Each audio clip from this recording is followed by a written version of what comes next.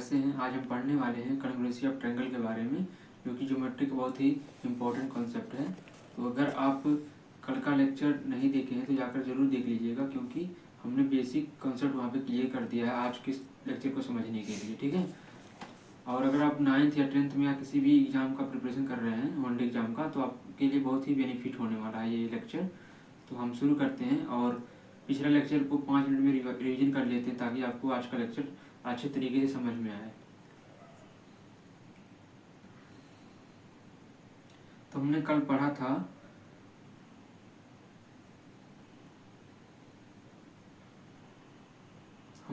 था कि एक सर्कल जो होता है, एक सर्कल 360 डिग्री का होता है। एंड अगर हम एक सर्कल को 4 भागों में बांट देते हैं तो वो 90 डिग्री का हो जाता है, जो कि एक पैरेलल लाइन जो है 180 डिग्री का कोण बनाता है। यहाँ पे देखिए एक सर्कल है, और सर्कल को जब हम 4 भागों में बांटते हैं तो एक सीधी रेखा जो होती है वो 90 डिग्री और 90 डिग्री का कोण बनाती है। और चारों मिला देंगे अगर चारों पार्ट को, तो एक सर्कल बन जाएगा। एक सर्कल कितने डिग्री का कोण बनाता है? 360 डिग्री का कोण बनाता है। एंड अगर हम 90 और 90 प्लस को जोड़ देंगे तो हो जाएगा 180 डिग्री, यानी कि एक सीधी रेखा जो है हमेशा 180 डिग्री का कोण बनाता है। ये आपको पता होना चाहिए कि कहीं पर अगर आपको एक सीधी रेखा दिख जाए तो समझ लीजिएगा वहाँ पर 180 डिग्री का कोण बनेगा, ठीक है। और पूरा सर्कल अगर कहीं पर दिखे तो 360 डिग्री का कोण बनाएगा, ठीक। और अगला क्षेत्रफल किसे कहते हैं? क्षेत्रफल उसे कहते हैं जब भी किसी चीज़ का क्षेत्रफल आपको निकालना हो तो उसके अंदर की जो सतह होती है, जमीन होती है, उसी को हम क्षेत्रफल कहते हैं। जैसे देख लीजिए यहाँ पे एक त्रिभुज है, त्रिभुज के जो अंदर का रेड पार्ट है, यानी ये पूरा इसका क्षेत्रफल है, इसी को हम क्षेत्रफल कहते हैं, ठीक है। और तीसरा चीज़ ये है कि हम अल्फा बीटा गामा क्यों मानते हैं ज्योमेट्री में, मतलब ज्योमेट्री वाले कॉन्सेप्ट में हम अल्फा बीटा गामा थीटा क्यों मानते हैं। ये जब भी आपको एंगल मतलब कि कोण ना पता हो कि मतलब कि 10 डिग्री है कि 20 डिग्री की 30 डिग्री है, हमें कंफर्म नहीं होता है, तो वहाँ पे हम अल्फा बीटा गामा थीटा कुछ भी रख सकते हैं। जैसे यक्स का मान हम जब अलजेब्रा पढ़ते हैं तो यक्स की जगह पे कभी कभी 2 रखा जाता है, कभी 3 रखा, कभी 4 रखा जाता है, यानी कुछ भी हम रख सकते हैं, कोई भी अंक रख सकते हैं। वैसे ही अल्फा बीटा गामा की जगह पे हम कोई भी डिग्री रख सकते हैं, 1 से लेकर 360 डिग्री तक जो भी हो सकता है, हम कुछ भी रख सकते हैं। अल्फा की जगह पे अगर किसी भी डिग्री का मान अगर कन्फर्म ना हो तो वहाँ पे हम ये कुछ अल्फा या बीटा गामा थीटा कुछ भी रख सकते हैं, ठीक है। अगला कंसेप्ट है वर्टिकली अपोजिट एंगल, शीर्षाभिमुख कोण। शीर्षाभिमुख कोण किसे कहते हैं? जब भी आपको क्रॉस मल्टीप्लिकेशन ऐसे क्रॉस की तरह रेखा दिख जाए तो आप समझ लीजिएगा कि ऊपर वाला जो पार्ट है ग्रीन वाला, इस नीचे वाले ग्रीन के पार्ट के बराबर होगा, यानी जितना कोण यहाँ पे बनेगा ग्रीन वाले ऊपर वाले में, उतना ही नीचे वाले में बनेगा। और इस लेफ्ट साइड में रेड वाला जो है आपको दिख रहा है, यहाँ पे जितने डिग्री का कोण बनेगा उतने डिग्री का कोण इस तरफ बनेगा। यानी कहीं पर भी आपको अगर इस तरह का दिख जाए क्रॉस की तरह, तो समझ लीजिएगा जो ऊपर वाला है बिल्कुल उसके सामने वाला अपोजिट वाला वो उसके बराबर रहेगा। अगर यहाँ पे 10 डिग्री है तो यहाँ पर भी 10 डिग्री होगा। यहाँ पे रेड वाले में अगर 20 डिग्री है तो यहाँ पर 20 डिग्री बनेगा, बिल्कुल एकदम सीधा सीधा बनेगा। इसे कहते हैं शीर्षाभिमुख कोण, वर्टिकली अपोजिट एंगल, ठीक है। अब आगे हम चलते हैं, हमने कल की स्लाइड में और क्या पढ़ा था। Angle made by transversal line, एक तिर्यक रेखा द्वारा बनाए गए कोण। 3 प्रकार के कोण बनते हैं, करस्पॉन्डिंग एंगल बनता है, अल्टरनेट एंगल बनता है, इंटीरियर एंगल बनता है, ठीक है। संगत कोण, एकांतर कोण, एक आंतरिक कोण। और हम जो आज का लेक्चर पढ़ने वाले हैं कॉन्ग्रुएंसी ऑफ ट्रायंगल के बारे में, वहाँ पे संगत कोण जो है करस्पॉन्डिंग एंगल बहुत ही उसमें आज यूज होने वाला है, तो आप करस्पॉन्डिंग एंगल को अच्छे तरीके से समझिएगा। करस्पॉन्डिंग एंगल एक सीधी रेखा है ये, ठीक है। ये जो आपको एक ब्लैक कलर का सीधा रेखा दिख रहा है, ये एक सीधी रेखा है, ठीक है। एक मिनट,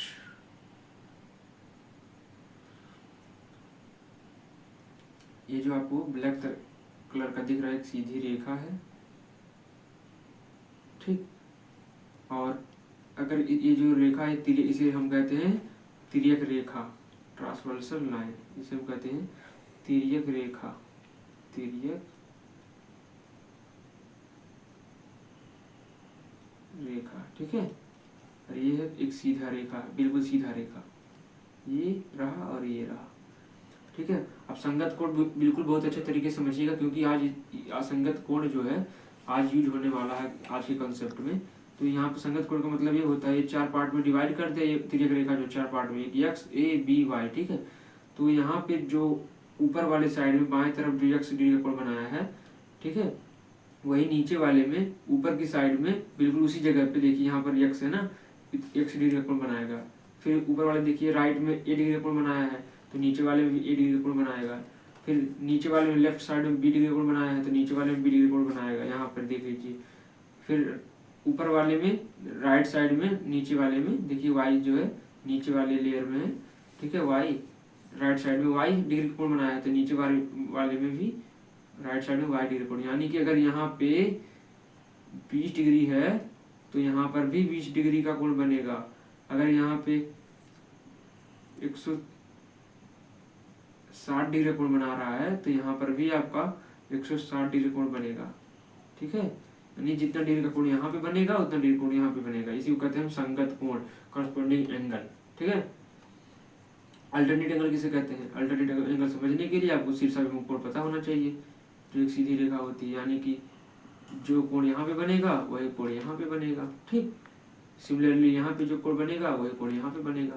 तो हम पहले संगत कोण इसमें लगाएंगे, उसके बाद अल्टरनेट अपोजिट एंगल लगाएंगे शीर्षाभिमुख कोण, तब जाके आपका अल्टरनेट एंगल निकलेगा। जैसे देखिए यहाँ पे यक्स है, हमने ऊपर पढ़ा है यक्स है यहाँ पे, तो यहाँ पर यक्स होगा ए के बराबर में संगत कोण के हिसाब से, यानी यक्स बराबर ए। और उसके बाद आपको पता है शीर्षाभिमुख कोण क्या होता है, जो इस साइड में है यहाँ पे ए है वही इस साइड में भी होना चाहिए, यानी यक्स ए बराबर है यक्स के, तो हम लिख सकते हैं ए बराबर है यक्स के। तो अब क्या हो गया, अच्छा अगर यक्स बराबर ए के है और ए बराबर यक्स के है तो हम कह सकते हैं यक्स बराबर है यक्स के, है ना।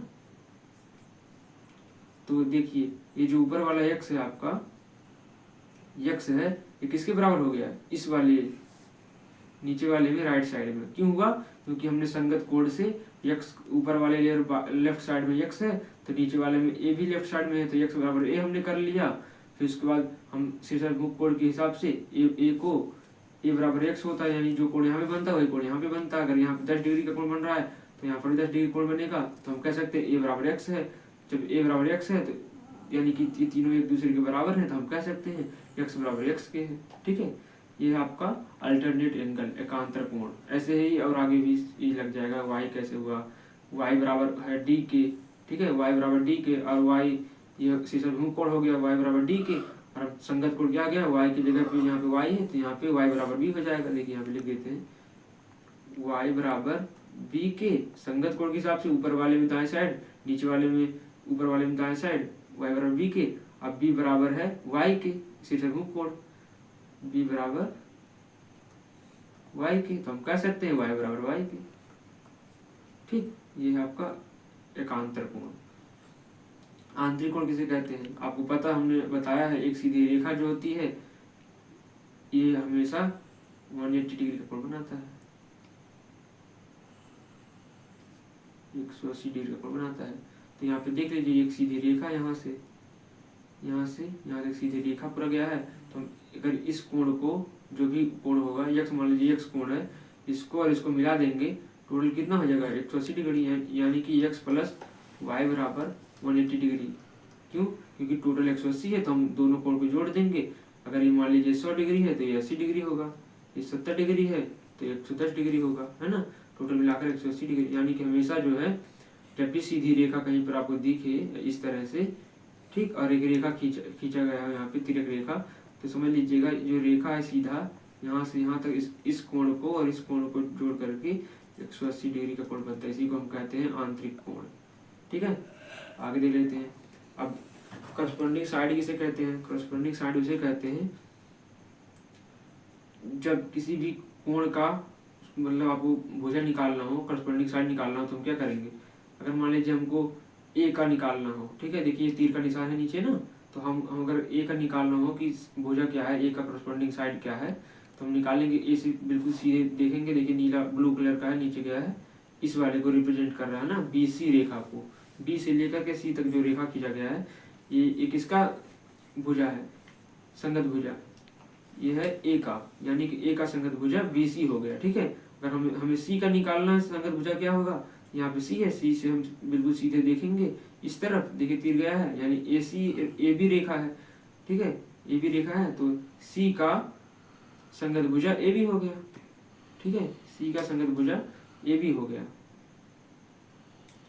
ऐसे ही अगर मैं बी का निकाल रहा हूँ, बी यहाँ पे है, बी के बिल्कुल सीधे हम देखेंगे ए सी संगत भुजा है, ए सी रेखा बिल्कुल इसके सीधे में है, तो हो जाएगा सी का बी का संगत भुजा ए सी हो जाएगा।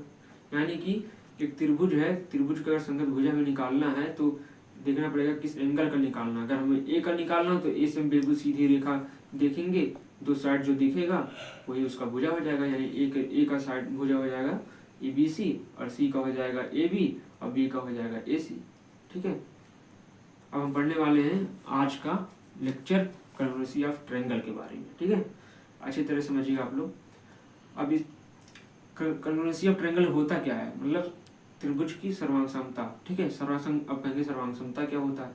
सर्वांग समता मतलब ये होता है कोई भी दो वस्तु है, ठीक है, कोई भी, ध्यान सुनिएगा, कोई भी दो वस्तु है, अगर दोनों वस्तु बिल्कुल साइज उसका सेम है, देखिए जैसे कि ये मेरा हाथ है, ठीक है, अगर हर इंसान का हाथ बराबर होता है, ठीक है, ये मेरा हाथ है, ये जो हाथ है इस हाथ पे बिल्कुल देखिए शेप भी सेम है, यानी कि जितना मोटा ये उंगली इतना मोटा ये, जितना बड़ा ये इतना बड़ा ये, ठीक है। अगर हम इसको इसके ऊपर रख देते हैं, देखिए ध्यान से रख दिए ना, बिल्कुल इसके ऊपर रखा गया है ना, रखा गया कि नहीं, यानी कि इसका साइज भी सेम है, मेरे इस वाली उंगली का इस वाली उंगली का साइज सेम है ना, तो हम कह सकते हैं ये वाला हाथ ये वाले हाथ के सर्वांगसम है। मतलब कोई भी दो वस्तु अगर बिल्कुल उसकी साइज सेम हो, उसके ऊपर बिल्कुल रखा जाए, देखिए रखा गया है ना, बिल्कुल साइज बिल्कुल ओवरलैप अच्छे से रखा गया है, यानी कि जब भी कोई दो वस्तु एक दूसरे के ऊपर अच्छे से रखा जाए और बिल्कुल एक ही साइज का हो, एक ही शेप का हो, एक ही तरह का हो, तो सब कहते हैं वो दोनों वस्तु एक दूसरे के सर्वांगसम है, ठीक है। यानी कि सर्वांगसमता किसे कहते हैं, जब भी दो वस्तु की साइज और शेप सेम हो तो उसे हम सर्वांगसम कहते हैं, ठीक है। तो सर्वांगसम का चिन्ह एक होता है, जैसे कि हम यहाँ पे लिखते हैं कि जोड़, जोड़ किसे कहते हैं, जोड़ कहते हैं, जोड़ हम मैथ में बार बार जोड़ थोड़ी लिखते हैं। अगर मान लीजिए दो जोड़ 2 बराबर 4 होता है ना, तो हम बार बार जोड़ थोड़ी लिखेंगे, क्या लिखेंगे 2 प्लस 2 बराबर 4 लिख देंगे। तो वैसे ही अगर एक मेरा यहाँ पे हाथ है, एक हैंड मेरा यहाँ पे है, एक हैंड मेरा यहाँ पे हाथ जो हमने दिखाया है वही दूसरे के सर्वांगसम है, तो बार बार यहाँ पे सर्वांगसम थोड़ी नहीं लिखेंगे इतना बड़ा अक्षर, तो मैथमेटिक्स में हम क्या लिखेंगे, इसका एक सिंबल होता है इस तरह से, इस तरह से। जब भी दो बार सर्वांगसम हो तो हम इस चिन्ह से दर्शाएंगे, आपको याद होना चाहिए। सर्वांगसमता का ये चिन्ह है, ठीक है, बराबर का चिन्ह, ऊपर एक ऐसे टेढ़ा सा एक रेखा है, इसी को कहते हैं सर्वांगसमता। यानी जब भी दो वस्तु एक दूसरे के साइज सेम हो, शेप सेम हो, तो हम उसे सर्वांगसम कहेंगे, ठीक है। यहाँ पे देख लीजिए लिखा गया है, two triangles are called congruent if all 3 corresponding side, यानी कि दो त्रिभुज कॉन्ग्रुएंट सर्वांगसम कहलाते हैं जब उनके तीनों corresponding साइड किसे कहते हैं, संगत भुजा, जो हमने बताया एक का संगत भुजा, उसके बिल्कुल तीर लेके जाएंगे, उसके दोनों जो भुजा होगा BC वो उसका संगत भुजा हो जाएगा। यानी कि किसी भी त्रिभुज के तीनों संगत भुजा बराबर होने चाहिए एंड उसके करस्पॉन्डिंग एंगल और संगत कोण बराबर होना चाहिए, तब हम और उसका shape corresponding angle and equal and equivalent triangle size and shape of both triangles are equal, उसका साइज और शेप सेम होना चाहिए और उनका तीनों एंगल करस्पॉन्डिंग एंगल सेम होना चाहिए, यानी संगत कोण सेम होना चाहिए, संगत भुजा सेम होना चाहिए, तो हम कह सकते हैं दो त्रिभुज एक दूसरे के सर्वांगसम है।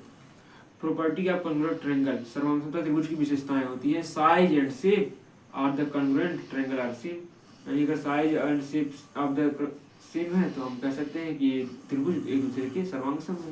यानी जब भी त्रिभुज किसे कहते हैं, त्रिभुज ऐसे बनता है, आपको पता ही होगा, ये रहा त्रिभुज, ठीक, ये रहा त्रिभुज, आपका दो त्रिभुज हो गया। यानी कि जब भी त्रिभुज देखिए इसका शेप सेम है, यानी ये भी 3 कोण का है, ये भी 3 कोण का है, ठीक है, यानी शेप सेम है। और साइज यानी कि जितना बड़ा ये है ये वाला रेखा उतना बड़ा ये वाला रेखा होना चाहिए, जितना बड़ा ये वाला रेखा उतना बड़ा ये वाला रेखा होना चाहिए, जितना बड़ा ये है इतना बड़ा ये होना चाहिए, यानी कि ये एक दूसरे के सर्वांगसम है, ठीक, हम कह सकते हैं एक दूसरे के सर्वांग सम है, ये लिखा गया यहाँ पे।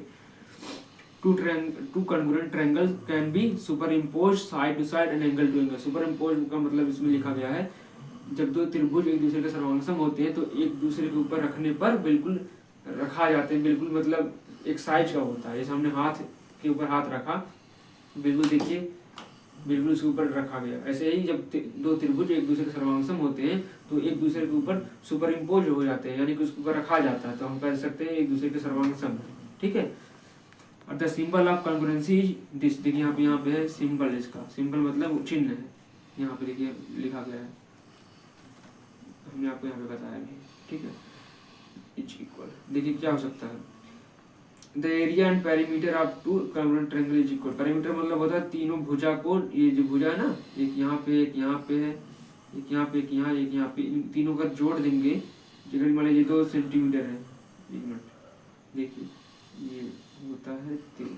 ठीक, अगर ये 2 है तो इसको भी 2 होना चाहिए, ये 4 है सेंटीमीटर, ये भी 4 हो गया, ये 6 है तो ये भी 6 हो गया। अब पेरीमीटर मतलब होता है तीनों को जोड़ने पे जो आता है उसी को हम पेरीमीटर कहते हैं, परिमाप कहते हैं। यानी 2 + 4 + 6 कितना हो गया, 12। ठीक है, 2 + 4 + 6 कितना हो गया, 4 2 6 6 12। यानी इसका भी परिमाप सेम है, इसका भी परिमाप सेम है, तो हम कह सकते हैं एक दूसरे के क्या है, कॉन्ग्रुएंट है, सर्वांगसम है। ठीक है, यानी परिमाप भी सेम होता है, तब जाके हम कह सकते हैं एक दूसरे के सर्वांगसम है। ठीक है, तो हम आगे देखते हैं। देखिए यहाँ पे हमने 2 चित्र लिया है।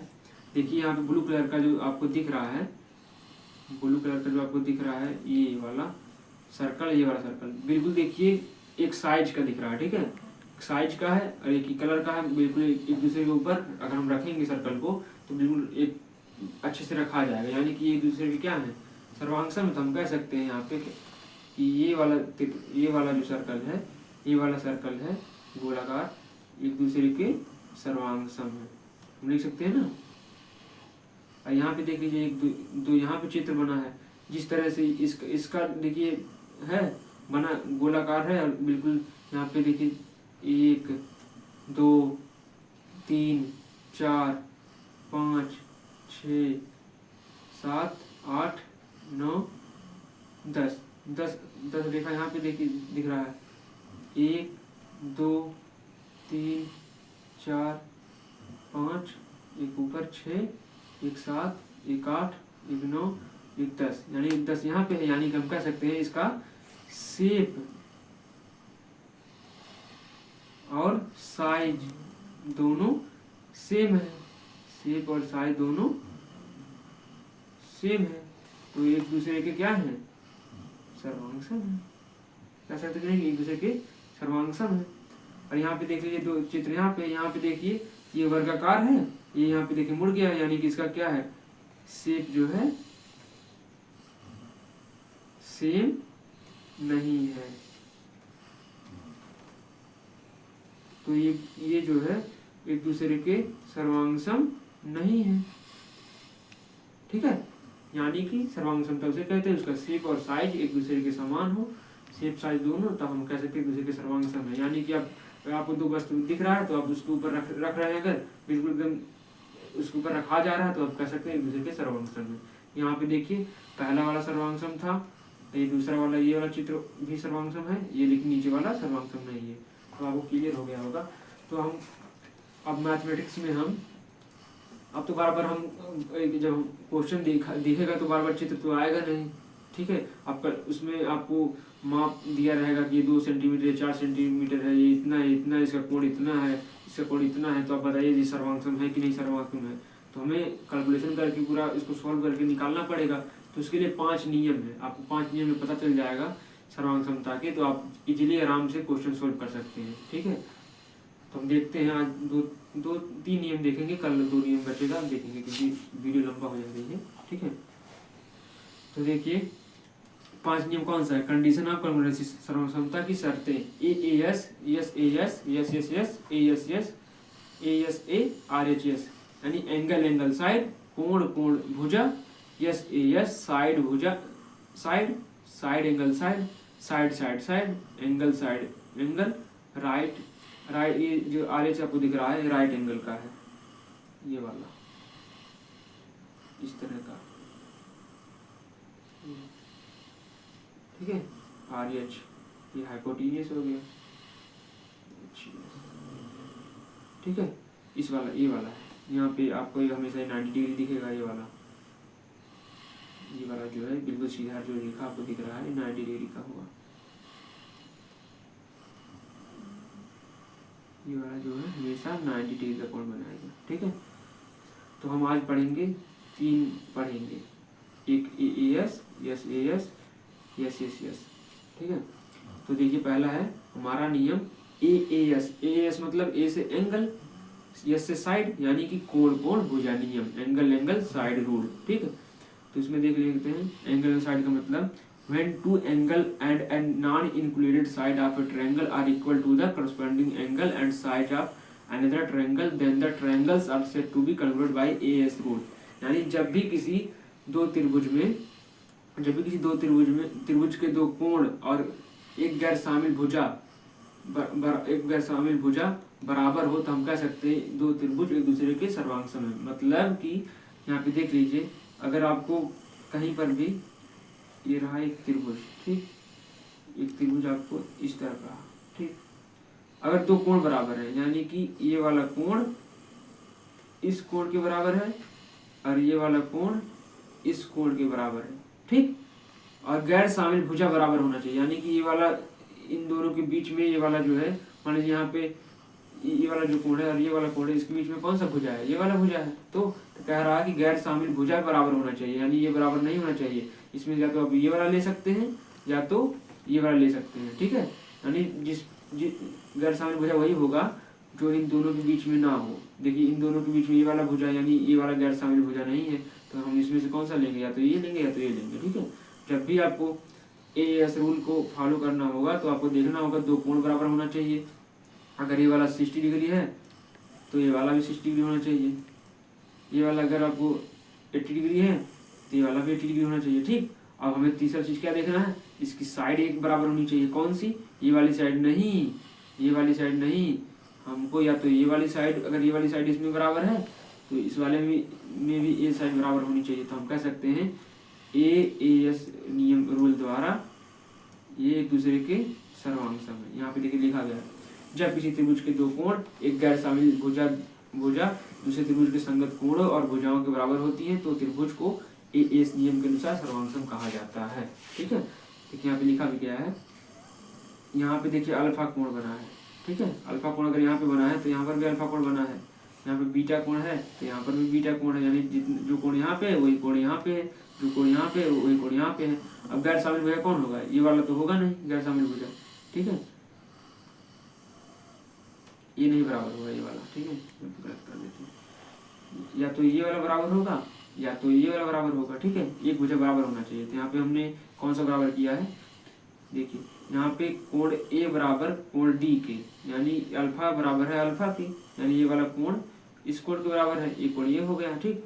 और एक कोण कौन सा हो गया, C बराबर F के, यानी ये वाला B, बीटा यहाँ पे है बीटा यहाँ पे है, ठीक है। तो हम कहते हैं C बराबर F के, ये कोण बराबर हो गया। अब मुझे एक साइड बराबर चाहिए, हमने कौन सा साइड बराबर किया है, BC बराबर EF, यानी कि ये वाली साइड इस साइड के बराबर किया है। हमने इसको क्यों लिया, क्योंकि ये जो है कि नॉन इंक्लूडेड साइड नहीं है, ये वाला देखिए AC जो है कि इन दोनों के बीच में है, तो हमें ये वाला भुजा नहीं लेना, गैर शामिल भुजा लेना। तो हम या तो BC ले सकते थे या तो AB ले सकते थे, तो हमने यहाँ इस वाले त्रिभुज में BC लिया है, तो हमको इस वाले त्रिभुज में भी दाएं राइट साइड में EF लेना होगा। तो हमने क्या कहते हैं, BC बराबर EF, ये भुजा बराबर हो गया, और C बराबर F, कोण बराबर हो गया, A बराबर D, यानी कि दो कोण बराबर हो गया, एक भुजा बराबर हो गया। यानी कि AAS नियम कहता है एंगल साइड, यानी दो कोण बराबर होना चाहिए, एक भुजा बराबर होना चाहिए। और भुजा कौन सा होगा, जो इन दोनों के बीच में रेखा जो मिलता है इन दोनों के बीच में होता है, वो भुजा नहीं होनी चाहिए, गैर शामिल भुजा होना चाहिए, या तो दो बचेगा, ठीक है। उसमें से आप एक भुजा ले सकते हैं, उसको बराबर करना होगा, तो आपका AAS नियम के द्वारा आपका एक त्रिभुज सर्वांग सम हो जाएगा, ठीक। क्या, दो कोण एक साइड, और साइड कौन सी लेनी है, दो में से एक चूज करना है, और एक नहीं चूज करना, कौन सा, जिसमें जो इसके साथ दोनों कोण के बीच वाला रेखा है उसको, उस वाले भुजा को आपको नहीं लेना है, उनमें से उसको छोड़ के जो दो बच रहा है उसमें से एक ले सकते हैं, एक बराबर होना चाहिए। तो आप कह सकते हैं एएस नियम के द्वारा ये त्रिभुज एक दूसरे के सर्वांग सम। ठीक है। अब आप एक चीज और देख लीजिए इसमें कि जब भी आपको इस तरह का देखे कि बी ए सी सर्वांग सम ई डी ई, यानी कि आप समझ जाइए जो पहला लेटर है बी वो ई के बराबर है, जो सेकंड वाला है ए वो डी के बराबर है, जो सी है थर्ड वाला वो एफ के बराबर है। यानी ये दर्शाता है कि पहला जो है इसके बराबर है, दूसरा वाला इसके बराबर, तीसरा वाला इसके बराबर है। ठीक है। हम आगे देखते हैं सेकंड मेथड क्या है सर्वांग समता निकालने के लिए। S A S side angle side rule, यानी कोण भुजा नियम। ठीक है। भुजा कोण भुजा नियम, यानी एक भुजा बराबर होना चाहिए, फिर कोण बराबर होना चाहिए, फिर भुजा बराबर होना चाहिए। यानी कि इफ एनी टू साइड, यानी कोई भी दो साइड होना चाहिए, यानी कि एक त्रिभुज में दो तीन भुजा होता है, उसमें से कोई दो भुजा होना चाहिए। And the angle between them of a triangle are equal to the corresponding to the side and angle between them of other triangle, then the two triangles are said to be congruent by SAS rule। यानी यदि किसी त्रिभुज के दो side बराबर हैं, जो भी साइड दोनों बराबर, उनके बीच का जो कोण है, तीन भुजा मिलकर एक त्रिभुज बनाता है, उसमें से अगर हम दो भुजा बराबर कर दे रहे हैं, मान लीजिए ये है ना त्रिभुज, इसमें अगर दो भुजा हम बराबर कर दे रहे हैं तो इसके बीच वाला जो कोण है वो बराबर होना चाहिए, उसी का जस्ट बीच वाला, न नीचे वाला।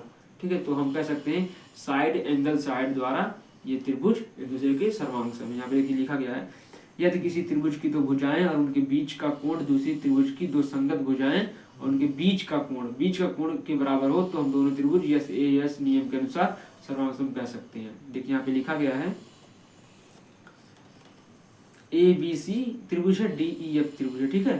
तो हमने कौन सा बराबर कर दिया है, देखिए ये रिप्रेजेंट कर रहा है जो एक है ब्लैक कलर का, ये ए बी बराबर डी ई के है। यहाँ पे देखिए लिखा गया ए बी बराबर डी ई के। ठीक। और यहाँ पे ए सी बराबर डी एफ के, यानी ए सी बराबर ये जो सेकंड वाला है दो, यानी ए सी जो है ये इसके बराबर है, यानी हमने दो भुजा बराबर कर लिया। अब हमें कोण कौन सा लेना है, कोण इसके बीच वाले एंगल का लेना है। इसके बीच में कौन सा है, यही तो है ग्रीन वाला, ग्रीन कलर का ये वाला ग्रीन वाला, यानी कि हमको इस वाले को कोण ए बराबर कोण डी को बराबर करना होगा। तो हमने यहाँ पे कर दिया है ए बी बराबर डी ई के, कोण ए बराबर कोण डी के, ए सी बराबर डी एफ के।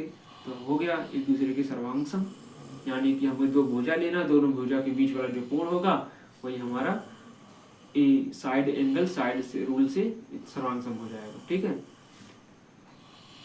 अब एक चीज और है, आप ऐसा नहीं है कि अगर ये ऊपर वाला ये हम नीचे भी ले सकते हैं किसी भी तरह से, क्योंकि हमें दो ही, ये देखिए एक त्रिभुज हो गया। ठीक है। और ये त्रिभुज ये हो गया। हमने इस वाले में ग्रीन वाले को एंगल माना था, ऊपर वाले को ना, अगर हम इसको मान लेते हैं कि ये वाला एंगल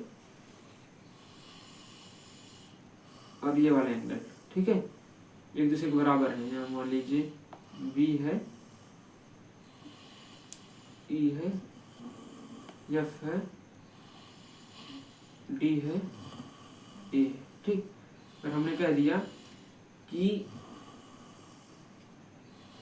एंगल कोण बी बराबर ई के, एक कोण बराबर हो गया, और साइड हमने बराबर कर लिया ये वाला, ये बराबर है इसके, यानी कि ए बी बराबर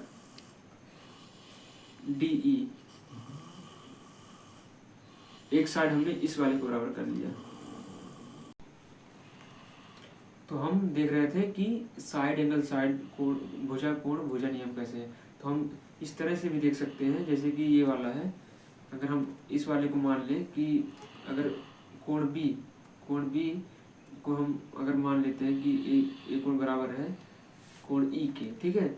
हमें ये वाला भुजा लेना पड़ेगा, बी ए बी बराबर डी ई के, और बी सी जो है ये वाला है बी सी बराबर ई एफ के, बी सी बराबर ई एफ के, ई एफ के। ठीक है। तो हमने क्या कर दिया, अगर हम अगर कोण बी को लिए हैं तो यानी कि इसके अगल बगल वाला हमें भुजा लेना पड़ेगा। कौन सा, एक ए बी भुजा है इसके बगल वाला, इसके इस बगल वाला, ये BC भुजा है, ठीक है। फिर अगर हमने E वाला कोण लिया है तो इसके बगल वाला भुजा क्या है, ED है, ठीक है। ED देखिए यहाँ पे देख लीजिए DE, और इसके राइट साइड में कौन सा भुजा है, EF है, यहाँ पे देख लीजिए EF है, EF है, ठीक है। तो हम कह सकते हैं कि AB बराबर है ED के, AB बराबर DE के है, और एक भुजा बराबर हो गया, दूसरा भुजा कौन सा, BC बराबर EF के, BC बराबर EF के। कोण कौन सा बराबर है, कोण B बराबर कोण E के, एंगल B बराबर E के, एंगल ये भी है। यानी कि आप कहीं पर भी ले सकते हैं, अगर ये वाला कोण ले रहे हैं तो इसके इस बगल वाला और इस बगल वाला भुजा बराबर होना चाहिए, ठीक है। अगर आप ऊपर यहाँ पे देखिए लिए हैं, ऊपर लिए हैं तो इसके बगल वाला ये है, इसके बगल वाला ये है, इसको बराबर करना पड़ेगा, ठीक है। अगर आप इस तरफ लेते हैं, इस तरफ अगर लेते हैं कोण, तो हमें कौन सा बराबर करना पड़ेगा, एक ये वाला और एक ये वाला, तब हम कह सकते हैं यस AS के नियम के अनुसार ये दूसरे की सर्वांग सम है, ठीक है। यानी समझ गए आप लोग, साइड एंगल, साइड का मतलब होता है कि दो साइड बराबर होना चाहिए, एक एंगल बराबर होना चाहिए। कौन सा एंगल, जो कि दोनों साइड के बीच वाला एंगल बनाता हो। ये देखिए इस तरह से बनता है ना, एक साइड ये है, एक साइड ये, एक भुजा ये, एक भुजा ये, हमेशा जब जोड़ेंगे तो एक यहाँ पे कोण बनाएगा ना, यानी कि ये वाला कोण बराबर होना चाहिए और ये वाला भुजा बराबर होना चाहिए। तो हम कह सकते हैं यस, फिर बीच वाला ए एंगल, फिर यस साइड, यानी भुजा कोण, भुजा नियम द्वारा एक दूसरे के सर्वांग सम है। अब कहीं पर भी ले सकते हैं, इस तरह से है ना, तो एक त्रिभुज यहाँ पे, तो हम अगर इस कोण को लेंगे तो हम ये वाला भुजा बराबर हो जाएगा। तो इस नियम से आप दोनों को बराबर कर सकते हैं, ठीक है। आप देखते हैं सबसे सिंपल नियम है ये वाला, साइड साइड साइड, भुजा भुजा भुजा नियम। यानी कि जो ये ट्रायंगल आपका है, कुछ नहीं करना है, जो भुजा इसमें बराबर है वही वाला भुजा इसमें बराबर कर देना है, जो मतलब तीनों भुजा बराबर होना चाहिए एक दूसरे के। देखिए, if all the three sides of one triangle is equal to the corresponding three side of the second triangle, then the two triangles are said to be congruent by SS rule। यदि एक त्रिभुज की तीनों भुजाएं, यानी कोई एक त्रिभुज है, उसकी तीन भुजा कौन सा है, AB है, AC है, BC है, ठीक है। ये वाला AB है, AB है, BC है, AC, तीनों भुजा हो गया। तो यदि एक त्रिभुज की तीनों भुजाएं दूसरे त्रिभुज की, ये वाला दूसरा त्रिभुज है, ये वाला DE एक भुजा है, EF एक भुजा है और DF एक भुजा है, दूसरे त्रिभुज के संगत तीन भुजाओं के बराबर हों तो यस नियम के अनुसार दोनों त्रिभुज एक दूसरे के सर्वांग सम कहे जाते हैं। यानी कि अगर AB बराबर DE है, यानी इस तरफ वाला भुजा इस तरफ के बराबर है, देखिए यहाँ पे लिख दिया हमने, AB बराबर अगर DE है, ये वाला देखिए, ये AB बराबर DE के है, तो और दूसरी बात BC बराबर नीचे वाला जो है, BC बराबर EF के है, ये वाला भुजा इस भुजा के बराबर है। फिर AC बराबर DF के, यानी ये वाला जो है AC वाला बराबर DF के है। तो हम कह सकते हैं ये त्रिभुज एक दूसरे के सर्वांग सम, क्योंकि इनको तीनों भुजा जो है एक दूसरे के बराबर है, यानी शेप भी सेम है और साइज भी सेम। अगर हम इसके ऊपर रखते हैं तो बिल्कुल इसके ऊपर रखा जाएगा तो एक दूसरे के बराबर हो जाएंगे। साइड साइड भुजा नियम सबसे आसान भुजा है, सबसे आसान नियम है, क्योंकि कुछ नहीं करना, आपको तीनों भुजा को बराबर कर देना। अगर ये 3 सेंटीमीटर है तो ये भी 3 सेंटीमीटर होगा, ये 4 सेंटीमीटर इस तरफ वाला तो इस तरफ वाला 4 होगा, इस तरफ वाला 5 सेंटीमीटर तो इस तरफ वाला 5 सेंटीमीटर होगा। तो अगर हम एक दूसरे के ऊपर रखेंगे, बिल्कुल सेम साइज का, सेम शेप का है, तो उसके ऊपर बिल्कुल रखा जाएगा। तो हम कह सकते हैं साइड साइड साइड, यानी तीनों भुजा उसका बराबर है, तो एक दूसरे के सर्वांग सम है, ठीक है। आज की वीडियो हम इतना ही रखते हैं, अब क्योंकि वीडियो बहुत ही लंबा हो जा रहा है। हम कल जो है 2 नियम इसका बच रहा है उसको कंप्लीट करेंगे और उसको पूरा रिवीजन करेंगे पिछला 2 क्लास को, ठीक है। आप लोग अच्छे से पढ़ाई करिए, मस्त रहिए। जय हिंद, जय भारत।